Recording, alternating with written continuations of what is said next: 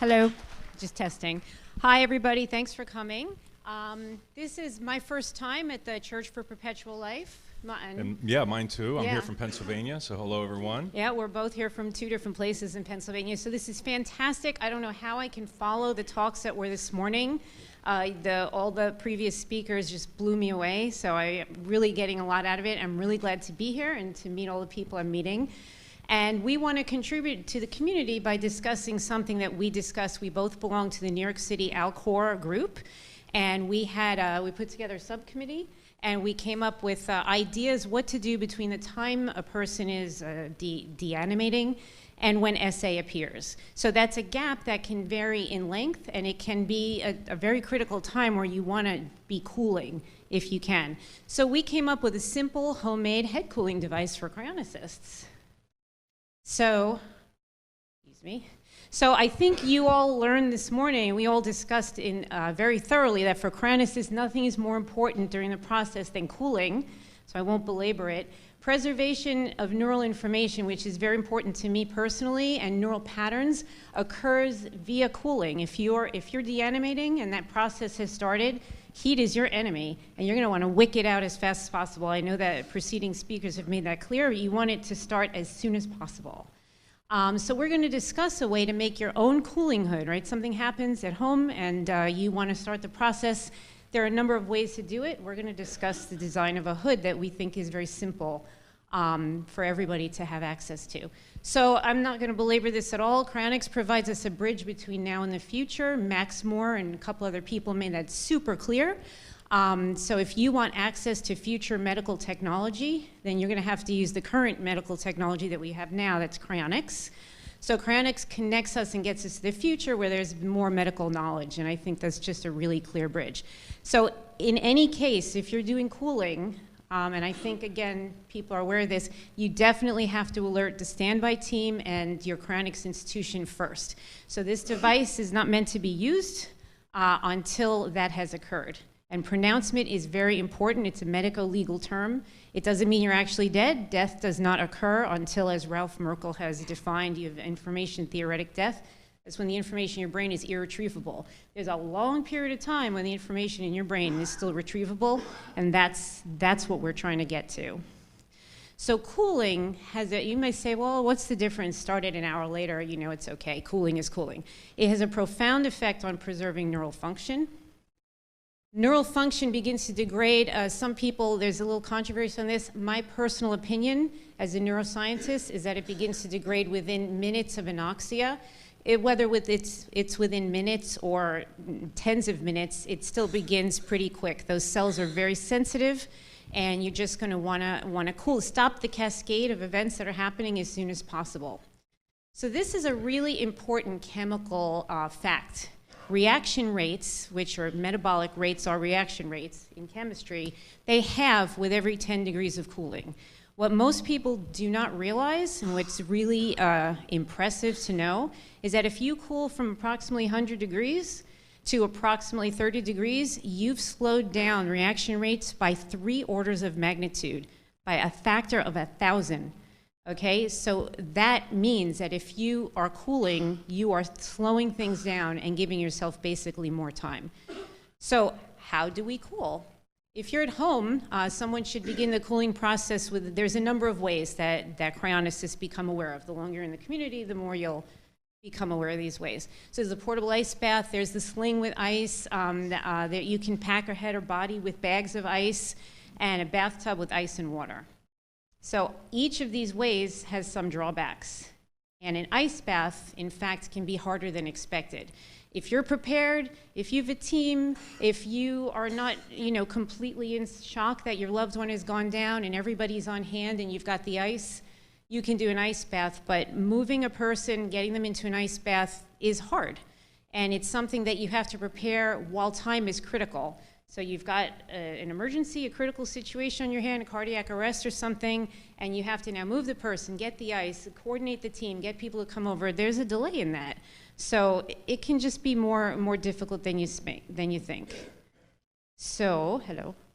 Our method allows the same amount of cooling, but in a method can be deployed very quickly, and you'll see that in a second. So we call it Real Cool. It's a real cool name. So, you like that, thank you. So we devised a simple device. The pictures are coming. You take a, pause. We actually brought a prototype with us. This is not exactly what you're gonna play with at home. Oh, I should have mentioned, this is a project. So after you guys see this, if you're interested, you're gonna go buy tubing, you're gonna go buy pumps, you're gonna buy a cooler, and you're gonna play with it. And there's some slides of us playing with it too. This is so simple. This is a $12, hello, where'd it go?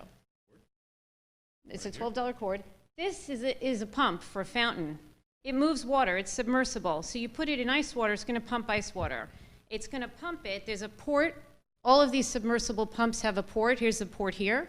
The tubing fell apart a little bit. A bit of a maze. Yeah, it's kind of cool. All right. Okay, so the tubing, and you're gonna see it working in a second in a video. So this is tubing, way too short. If you wanna cool your whole head, we discovered you need more than you think. We thought 20 feet would be enough. You're gonna wanna buy about 50. But anyway, you've plugged that into the pump. It's gonna pump cold water. You're gonna wrap it around whatever you wanna cool. And you're gonna just pump cool water through it. You're just gonna pump ice water through it. It's clean, it's contained. You're not immersing a body into cool water. The cool water is coming to you, basically, through the tubing, and it can be recirculated. Easily kept, you can keep the ice water going. You just keep adding ice to the cooler, and so it can go for hours with minimal of fuss. So that's the description I just gave. Okay, let's have pictures. So, I don't know if you can identify the guy on the lower right. That's not me. I don't have lips that look like that unless they're constricted by a tasteless black tubing. So it was not tasteless. It was really bad. Yeah, you probably don't want to taste it. Will be wearing. Yes. So this is not a final wrapping design, by the way, and we'll show you some pictures of more efficient methods to wrap. But it's to show, when we first had this idea, we didn't know it would work. We didn't know how much it would cool. So we each individually did these tests. So that's Mark. That man is my husband. And that's Dr. Kat. She was supervising the, the trials. And I don't know if you can see, but this exact pump is, and there's a little video clip coming, is in that cooler. And the cooler, you should get a much bigger cooler if you're doing this. But this exact pump, so it's lifting the water about 3 feet, which I didn't think this teeny little pump could do. Which means if you get a better pump, which I would do if you're gonna rely on this, it's gonna have a lot of power, and it's gonna be able to move a lot of water. But anyway, it's going up and around the head. The cat's measuring it, she's got a clipboard, it's right out of the frame. And then the water is exhausting back into the cooler.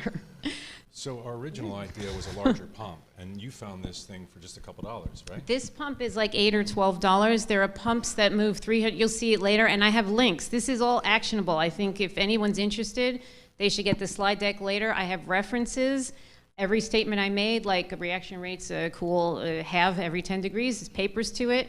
But there's also links to Amazon, where you can buy a pump and you can buy tubing. 100 feet of tubing is $14. There's no reason that people who might even be a little bit interested in this might just play with it for less than $100. Yeah. Use your summer cooler, use the ice from your freezer. Yeah, have it at home, ready to go. Yeah, it's easy. I mean, it's not perfect, but it's a reasonable safeguard against just letting someone remain warm. Yes, that's the last thing you want to do. And one of the things I like about this is that if you're putting someone in an ice bath, for example, you're preparing at that moment. If you do this, you have this prepared ahead of time. When the person is in the process or beginning the animation, you just put, this is going to be in a hood, which I'll show you later. You just put the hood on the person. The wrapping you did in time that you have when you're healthy and not going down. So it saves a lot of time at a very critical moment when you are really going to be doing a million things. You're calling 911, you're running around getting ice, you're calling people on the team, you're calling the hospital, a lot of stuff's going on at once. This is one less thing that you have to do because this is prepared. You want to move on and we'll come back to this? Yeah. Because it probably won't be that difficult. I think that's true. I guess you guys can look at this we can later. come back to that. Yep. Here we have a simple proof of concept. We have a small pool pump that was just for this proof of concept. I would not use it in a real scenario. I'd use a larger and more powerful pump. But this is proving that the water can be lifted up a small distance. It goes through the tubing. Clearly, this is too short. Again, proof of concept. Yeah, it's not It's going completely around the wrapped. head and exhausting back into the cooler. The water in the cooler can be changed as it warms. Ice can be added and water can be drained out. So this will continually recirculate ice water for as long as you want and as long as you have ice. And it is circulating around the area to be cooled and being continuously pumped by the pump. This is a very efficient and clean way of effecting cooling. What I like about it that I didn't mention earlier is also it's clean. Sometimes if you're immersing a person who's deanimated into ice water, they can get bodily fluids into the ice water, and then you have to deal with that. That's not going to happen. The water is contained and it's under control in the cooler. So that's another benefit, I think, of this. Okay, so I like this. You'll see why in the next slide. When we first discussed this, Mark produced this picture, which I think is fantastic. You can see it's a small bore tube, which it turns out this is 3/4 inch. You're going to want to start with something smaller. I think it's much more efficient. So he has this cool wrapping, and it goes around the head and the neck, which is there's a lot of cooling that you could do here. And he has this particular pattern, and there's the igloo. You didn't draw the cat, though. Yeah, no cat in this photo. And I really don't have any working knowledge of this space. I just had an idea and sketched it out. And there's some flaws with this idea that Regina improved upon. Like I originally thought we would fill the cooler with ice water and drain it out, but I realized that having the water in the cooler and circulating it through there and dispensing the return water into the cooler itself, picking up that new water and circulating it through the pump was better than a closed circuit. 3 minutes. Which is why you want to play with these things and you want to try them. Okay, now I'm rushing. So, and when you get a pattern you like, you're going to want to fix it so that the pattern is fixed, so that then you pull the hood over with the tubing when you need it. But here's the important slide, which I love. After we did a lot of this preparation, I found this slide in the literature. There's a group of people, the Minnesota Advanced Cooling Group, did research. They look at the winding pattern. We didn't see this. Mark didn't see this. Right? It's the same pattern. So we don't have to do as many proof of concepts. We know this works. This is federally funded by millions of dollars, it turns out. That's a very thin cotton hood. They also do it in a mesh. They wind the tubing around it. And it's thousands of dollars. And it's used in medical procedures for traumatic brain injury. They're cooling the brain down to slow decay. We already know it works. They actually even can cool the whole body by cooling the blood that goes around the head. So, okay. I'm trying to rush. So this is not for people that have deanimated, but it's good. So they're not using ice water. But it's good to know that this works. So this is what to order. If you're interested, you get the slide deck. You'll get all these details. It's not that many things. I'm not going to go through all this math, but this basically shows that 5 pounds of ice is enough to cool. Now you have to get all the energy out of it, but ideally, a 100-pound body by 10 degrees. So that means you can do a lot with ice water, especially if you're only cooling the head, which on average weighs about 10 pounds.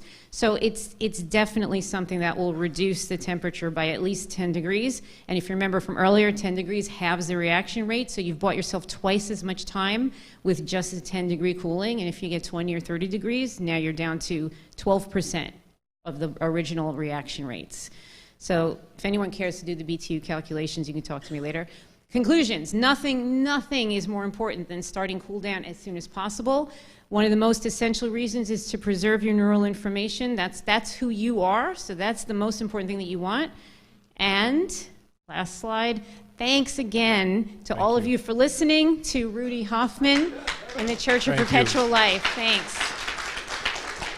Thank you. That was way cool.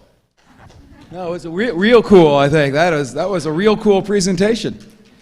I've already bought my pump. I did not bring that goes, it's a bigger pump. So I thought about bringing it to slop up a demo, but I thought you guys would, that is very nice, and I love the PowerPoint. Outstanding. And now we are truly a Cryonics Symposium International. We have folks from Russia, and we have folks